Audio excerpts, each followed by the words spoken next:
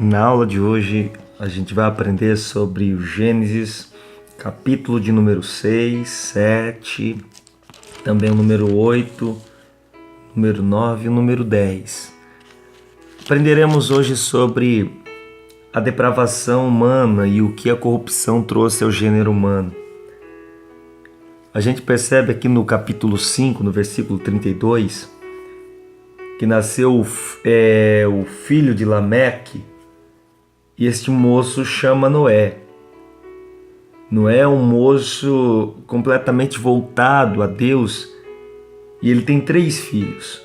Ele tem Sem, Cã e Jafé. Mas a Bíblia Sagrada diz ali no capítulo 6, no versículo 2, que há um problema acontecendo. O capítulo 6, no versículo 2, diz que os filhos de Deus viram que as filhas dos homens eram mais formosas e tomaram elas como mulher e as escolheram como esposa. Advindo desta procriação, nós temos gigantes na terra. Há uma confusão muito clara aqui quando as pessoas tentam aplicar este texto ao relacionamento de anjos com seres humanos. Não é. A expressão filhos de Deus dá a ideia da descendência de Sete. Os filhos dos homens são aqueles que tinham a descendência de Caim. Mas no versículo de número 3, a Bíblia Sagrada diz que Deus estabelece que os anos dos homens sejam 120 anos apenas. Eles não vão mais viver aquelas datas prolongadas, aquela idade abastada. E com todo o processo que está acontecendo na terra, o capítulo 6, versículo 6, a Bíblia diz que Deus arrependeu-se de haver ter feito o homem sobre a terra e passou isso em seu coração. Logo vai parar a pergunta: se Deus não se arrepende, por que o texto está dizendo que Deus se arrependeu?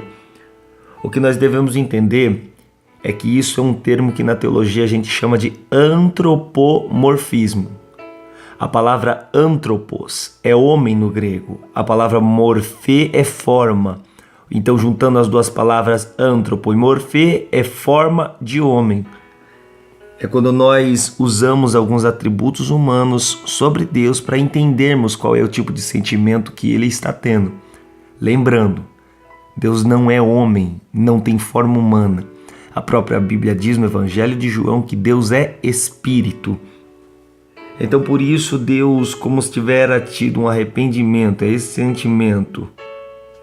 Ele agora declara que vai destruir o homem da face da terra como todo animal por causa da violência que ali está instalada. A Bíblia então diz que Deus chamou um homem, no caso que se chama Noé, o filho de Lameque, para que fizesse uma arca. A arca deveria ser construída e nós não temos o período exato em que ela foi construída. Nós sabemos quantos dias a arca ficou pronta, mas nós sabemos que Noé provavelmente tenha pregado 120 anos para aquele povo converter o seu mau percurso.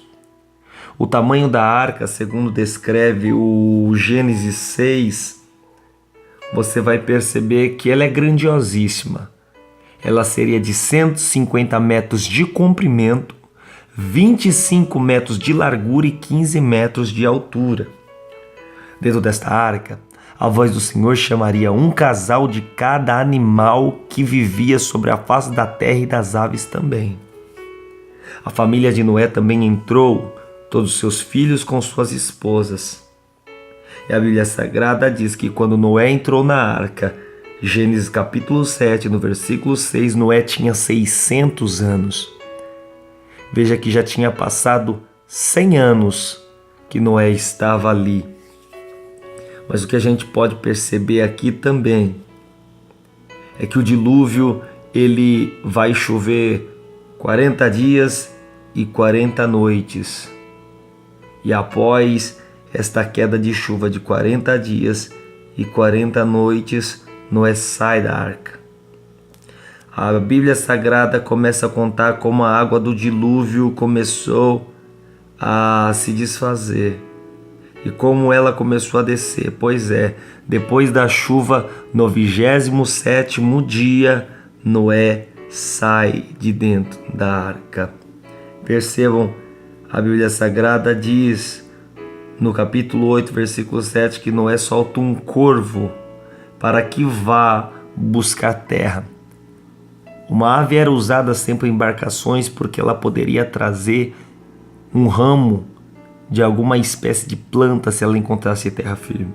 Como o corvo não tivera voltado e Noé estava esperando, então a Bíblia Sagrada diz no capítulo 8, versículo 8, que Noé manda uma pomba, e esta pomba traz um ramo de oliveira sobre a sua boca, dizendo que tem terra. Se você pegar e olhar o capítulo 8, versículo 14, diz: e no segundo mês, ao 27 dias do mês, a terra estava seca.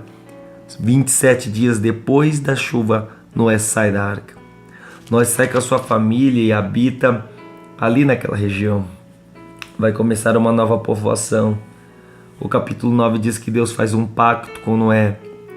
Mas no capítulo 9, versículo 20, a gente tem um tétrico acontecimento.